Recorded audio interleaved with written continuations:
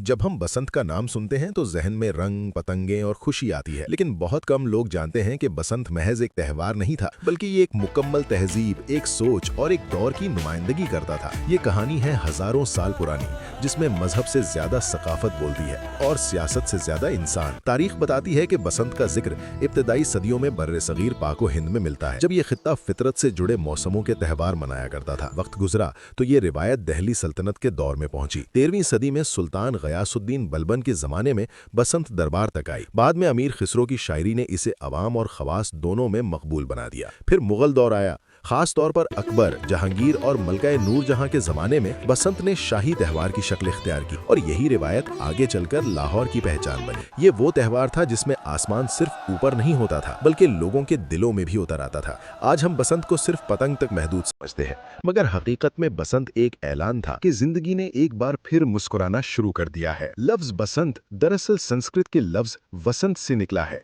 जिसका मतलब है बहार का मौसम, वो लम्हा जब सर्दियों की सख्ती खत्म हो जाती है और फितरत एक नई सांस लेती है। जमीन जो महीनों खामोश रहती है, दोबारा जाग उठती है। दरख्तों पर नई कोंपलें नमूदार होती हैं, खेत सब्ज लिबास ओढ़ लेते हैं, फूल खिलते हैं और हवा में एक नई ताजगी घुल जाती है। यही वो वक्त होता है जब किसान की महीनों की मेहनत रंग लाती है और जिंदगी एक बार फिर मुस्कुराने लगती है। इसी खुशी, इसी शुक्र और इसी कुदरती तब्दीली के जश्न को बसंत कहा गया। इस लफ्ज के अंदर न किसी जंग की बाज़गश्त है, न सियासत की चालाकी, बल्कि ये खुद इस बात की गवाही देता है कि बसंत की बुनियाद इंसान और कुदरत के रिश्ते पर रखी गई थी। एक ऐसा त्यौहार जो मौसमों की तब्दीली को खुशी में बदल देता था और जिंदगी के लौट आने का ऐलान बन जाता था। बसंत पंचमी के दिन पीला रंग खास अहमियत रखता था, क्योंकि पीला रंग सूरज, रोशनी और नई जिंदगी की अलामत था। लोग पीले कपड़े पहनते, खाने में पीली मिठाइयाँ बनाई जाती और घरों को रंगों से सजाया जाता। ये रंग दरअसल उम्मीद का पैगाम था कि तारीकी के बाद रोशनी आती है। जब मुसलमान हुक्मरान बर्रे सगीर आए तो उन्होंने बसंत को मिटाया नहीं, बल्कि इसे अपनाया, क्योंकि इस्लाम सकाफत को खत्म नहीं करता बल्कि दुरुस्त सिमत देता है। बसंत अब सिर्फ फसल का जश्न नहीं रही,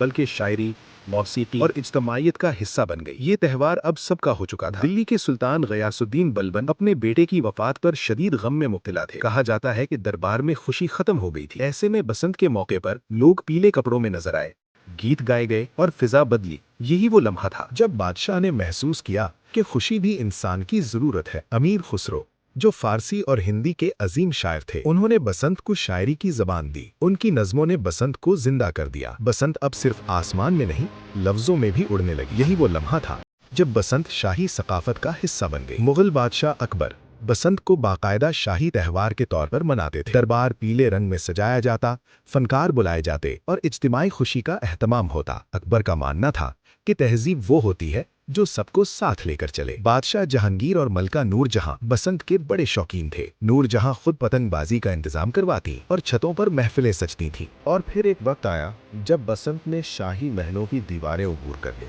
और आवाम के दिलों में उतर गई। लाहौर वो शहर बना जहां बसंत सिर्फ देखी नहीं जाती थी, बल्कि महसूस की जाती थी। छतें महफिलों में बदल जाती, आसमान मुकाबला बन जाता और हर तरफ रंग, शोर, कहकहे और पीले कपड़ों की चमक नजर आती। क्या ये महज पतंगबाजी थी या एक इज्तिमाई खुशी का इजहार? क्या ये सिर्फ त्यौहार था या लाहौर की पहचान? छतों पर खड़े लोग एक दूसरे को नहीं जानते थे, मगर बसंत के दिन सब एक खानदान लगते। नीचे गलियां भरी होती, ऊपर आसमान रंगों से लबरेज होता। वक्त बदला, हुकूमतें बदली, अंग्रेज दौर आया, मगर लाहौर की बसंत न रुकी। गैर मुल्की सयाह हैरत से इस मंजर को देखते और कहते कि ये कोई आम मेला नहीं, बल्कि पंजाब की रूह है। सवाल ये है कि ऐसा कौन सा त्यौहार होता है जो सदियों तक हुकूमतों से ज्यादा ताकतवर साबित हो? बसंत न किसी एक मजहब की थी, न किसी एक कौम की।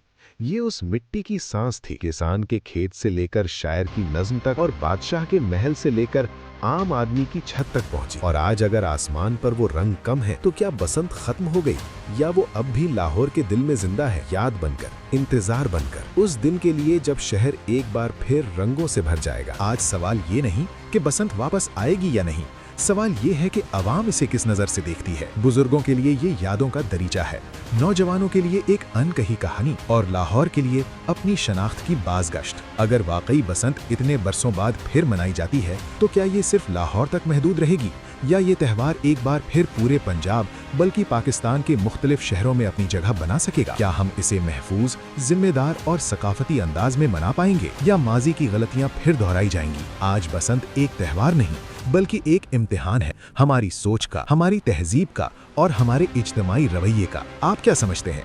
क्या बसंत का हक सिर्फ लाहौर का है या ये पूरे पाकिस्तान का त्यौहार होना चाहिए? अपनी राय कमेंट सेक्शन में जरूर बताएं और ऐसी मजीद तहकीकी और तारीखी सीरीज के लिए हमारे चैनल को सब्सक्राइब करना हरगिज ना भूलें।